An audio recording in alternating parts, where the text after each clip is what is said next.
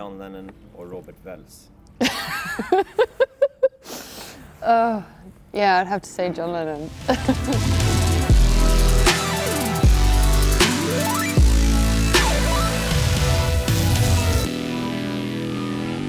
Come in. So this is Art Club, the Art Club Homerton. We wanted to create like a relaxed atmosphere where people can go in and like just easily sort of touch in on this iPad and say hi to whoever is behind the counter without like feeling that you have to sign up or, you know, to have that sort of like threshold again that we're talking about, because this is an area where a lot of people aren't so familiar with places like this. And yeah, just to sort of make it easy, really. So this is also then mixed reception desk, I guess, or welcome area and canteen area where you can get free coffee and tea, and we sell like just snacks and sort of breakfasty things. So this is the space. It's a 235 square meter floor plan. When we came, it was fitted out to Cat A, so some of these things were already here, but it was basically empty, and it was quite unattractive. The landlord had it empty for 4 years. It's also, I mean, I don't know if you could see it on the camera, but it's quite an empty street. There's all residents up above, so I think like what we discussed with the landlord is like how we can, you know, inject some energy to this building and also to actually do something that would bring life back to the street. So what we did in order to sort of separate things and create these distinctive zones and also, you know, help acoustically, we built these 2 pods. And the pods house 4 smaller meeting rooms and 1 larger conference room. This art is actually an exhibition that we had quite recently with a local photographer called Sophia Spring, and she has photographed people in the area all around the River Lee, which is running over here in Hackney. And yeah, I just love her work. It's amazing. This is the area where we call like the quiet zone and like the library area, I guess. So we created these big sharing tables. So in one way you could say that we were ahead of the curve without really knowing it. But obviously so many things that we didn't know or could not foresee happened. Like Zoom booths, for instance. I hardly knew what Zoom was before the pandemic struck. So when we designed this space, like I had designed these sort of meeting rooms, like decent size for two people, 2, 3, 4 people. And now we're taking up like all this space for 1 person making having a video meeting. So, you know, for the next space that we're building down in Camberwell, we shrunk that, you know, we can create 4 of those spaces out of 1. So that's like lessons to learn and, you know, how people are really utilizing it. Also like things like light, you know, if you're only on the camera, like something that felt quite intimate and cozy when I designed it for a meeting room really doesn't work in a Zoom call. I think the difference when you have a workspace like this or co-working in general is that it's hospitality. So rather than an office space, you know, we have staff on site like for the whole day cleaning. So every time someone has been in the meeting room or like used a printer or something, someone is there to wipe it up. We also like naturally had already decided to create like a fuss-free environment, like a really quite stripped back and easy thing, because like we don't think that you need all this excess when, you know, when focusing. Obviously you need to be in a inspiring and nice environment. So I just wanted to show you the toilets because I guess this is again something that we've done and that we like to do with art. Just we take what we have really. These weren't so great, but I found this amazing tile, which actually happens to be the Arc Yellow. So we just decided to, why don't we just cover the whole thing in it? And then again, you can see, I don't know if you noticed earlier, but we We like to use the arc wherever we can. I mean, this is obviously a full circle, but it's a part of an arc, or the bigger part of the arc. What we really wanted to create was a sort of neighborhood co-working space for people like ourselves, really. It's for youngish solo workers, entrepreneurs, or smaller teams, or freelancers, or as now, like the work from home sort of group of people. I do think other trends, like, again, I hope that we will see less clutter. I just think that, especially with everything else that's going on in the world, like, I don't see why we need so much substance. We don't need all of that stuff. Like, to just try and strip just a few things back, I just think would be better for everyone, but also it's cleaner.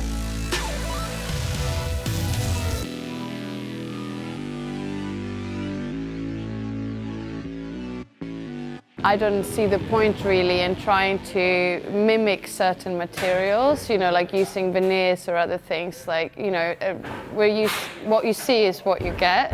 Because I think that's also part of sustainability, to actually like build something that will last. Like, a really important thing for us has been to be accessible. Like, so that means like step-free access.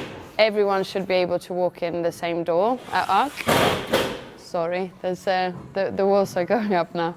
I don't see why things have to be so overly complicated. Again, you know, we're just using like exposed ceiling, or like we're just using what we have, really. The high street in the UK is dying. Yeah. There's like loads of shops are closing down, loads of independent shops are closing down, libraries are closing down, like a lot of places where people normally gathered are disappearing. And also there's a lot of empty commercial real estate out there. And I guess we just thought, like, well, we could do something with that. And for us, it's just, you know, like, it doesn't have to be this massive space in a central location, and we just to try and use what we got. So we saw an opportunity for landlords and developers to actually create like a space which is attracting people from the neighborhood to come and join, sit down, do some work, have a coffee, meet a neighbor or something like that. It brings like life to the street, talking about the 15-minute city. You know, you do not have to travel across town to go to work anymore. With a new sort of like flexible working world, you know, maybe you go into the office like 1 or twice a week, and the other one day you're home with your children and you do the laundry while you're working, and then those other 2 days you go to your local co-working space. I think that the office really need to rethink their model. I don't think the office as we know it will exist, but I think they will have to sort of, I think like employers will have to start think about, like, how can I attract people to come into the office again? If it is for FaceTime, perhaps the office turns into something like less of a productive space and more of a collaborative and like social space. And then you do, you know, your sort of focus work somewhere else, like a co-working space. As I mentioned, we're using fewer materials at our club because we don't really see the need for it. What we did start to do is, you know, to look at other places where we might introduce other materials to just like bring costs down. So as you can see, there's like exposed aluminium, and the kitchen is stainless steel, which we have in Homerton as well, but just like simple surfaces.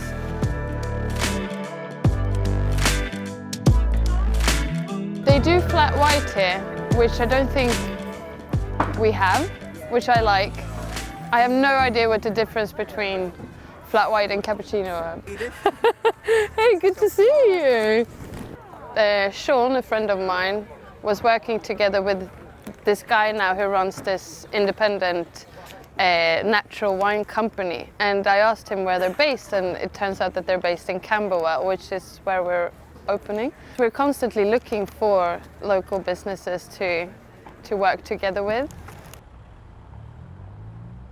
So I guess in Sweden we do like this saying, form follows function, and I definitely think that I mean, that was definitely something that guided us in the beginning, and something that we actually applied to every aspect of the business, because we are an affordable workspace. Quite a Scandinavian, I guess, sort of approach to anything really. It's the lagom attitude, you know, not overdoing things. I think there's a real need for neighborhood workplaces everywhere really. I mean, I think there's not only in London, but I think this could, you know, and would work really well across the UK or even in other countries.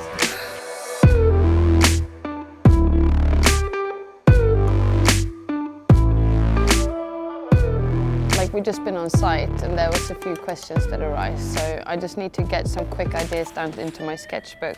We just stumbled across this place actually. It's called Brewbird, and it's a charity that helps young people, I think, to find the right job and to help with employment. And that is something that we've been really quite interested in. Obviously, like, we go into different areas in London, and each time, like, we would love to recruit as much as we can possibly from people in the neighborhood. So I try to sort of also declutter the space and create, like, I guess an atmosphere which is quite stripped back. Like, inspiration wise, I think like most of my ideas, or where I do my thinking, is just like being out walking. I walk everywhere really. I prefer to walk, and like Hackney is so great in that way. Like, you can walk anywhere really. You walk to the market, or you walk to our club or to friends, and like everything is sort of around where you live. A few years ago, I just felt like, well, why do you need all these extra things? Like, there's just too much. And the problem with, especially if it's hospitality, like an environment where it's like heavy footfall, like loads of people visit, you know, things do wear. And it doesn't look so good if you have, you know, too many things going on, or like too many different materials or veneers, or, you know, like edges or trims. And, you know, it's just that it does, after a while, it just really start to look quite dated or old. And, you know, I think like less is better in so many ways. The perfect sort of agile space would be a space where you can have many different activities going on. So if we're not open in the weekends, why can't people use that for, you know, other things like cooking classes, or, you know, meditation, I don't know, events, or even like homework clubs or something like that. It's just a shame that, you know, the space just sits empty. I'm Caro Lundin. I'm an architect and a designer.